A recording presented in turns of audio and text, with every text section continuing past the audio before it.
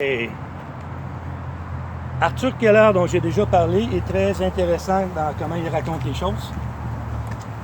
Il est disponible sur plusieurs chaînes, Limit, Green Page Club, et je l'ai rencontré chez Elucide aussi. À Elucide, il a donné une cours qui est disponible, là, mais à Elucide, il donne des structures, encore une fois, qui vont nous permettre de nous organiser et de réussir à passer au travers de la difficulté.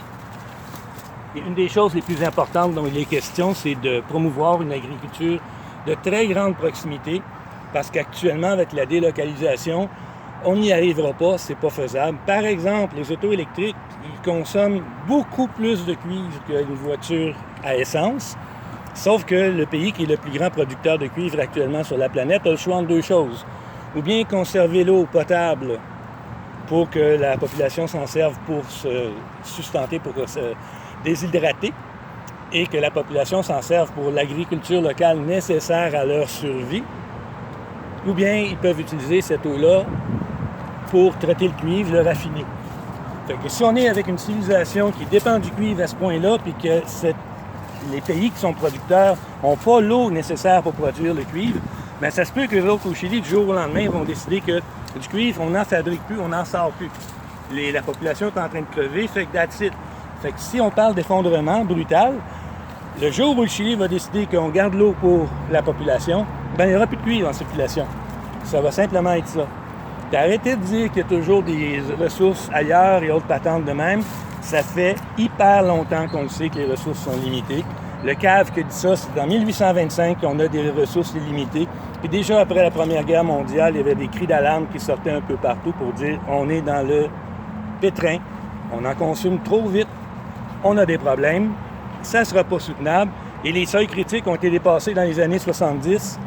Et c'est depuis ce temps-là que la consommation des humains sur la planète dépasse la capacité de produire de la planète elle-même.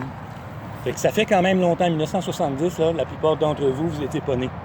Vous n'étiez même pas à l'état de projet, éventuellement vos parents ne se connaissaient pas, éventuellement même vos parents n'étaient pas nés. Fait que regardez bien, c'est connu depuis très longtemps. Fait que toute une stratégie qui est mise en place par les ultra-riches afin de garder ces informations-là comme dans le doute, dans le déni. Ah, on a des réchauffements climatiques, ben non, c'est pas vrai, la planète est capable. On est avec des records de météo depuis plusieurs années, la planète est de plus en plus chaude. Ah non, c'est pas vrai, la planète a déjà connu des airs, des ci, des ça. Regarde, c'est vrai qu'il fait plus froid sur la planète, c'est vrai qu'il fait plus chaud sur la planète, il n'y a pas de doute là-dessus. Mais là, on est en train d'aller tellement vite qu'il n'y a à peu près plus rien qui est capable de survivre. Il y a des sections entières des océans, il n'y a même plus d'oxygène pour permettre la vie. Pendant ce temps-là, nous autres, on se trouve intelligent de passer dans le fond des océans avec des grands chalutiers qui s'en vont récupérer ce qui est dans le fond, puis qui s'en vont détruire les fonds marins. Ça va prendre jusqu'à 100 000 ans à ce que la vie qui était là se réétablisse. Pourquoi on est en train de faire ça? Bien, c'est pour permettre aux ultra-riches de continuer d'être ultra-riches. C'est pour ça que je dis qu'il faut se réorganiser vraiment localement. Je vous recommande de bien étudier les livres et les conférences données par Adam Grant et par les gens qui parlent autour de ce que raconte Adam Grant, Take and Give, servir ou se servir, tandis qu'en France, ils ont réussi à traduire ce titre-là en donnant, alors que c'est justement pas ça le sujet du livre. Il y a des gens qui réussissent à traduire des livres sans les comprendre. Je trouve ça vraiment intéressant. C'est vraiment génial. C'est beau, bravo. Donnant, c'est l'inverse du thème du livre, c'est servir ou se servir.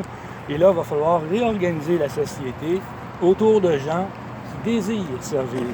Parce que les psychopathes, les schizophrènes, les fous dangereux à la Donald Trump, là, on ne peut plus permettre que ce soit des gens comme ça qui dirigent. Et je ne suis pas convaincu que Donald Trump sache de quel côté de son nez son bras gauche est placé. OK. Sur cette belle joie optimiste, John Pete Bobo vous souhaite une bonne fin d'après-midi. Je ne sais pas quel jour vous allez regarder ça. Nous autres, on est mardi jusqu'à minuit. Ça change à tous les jours, ça m'énerve. OK.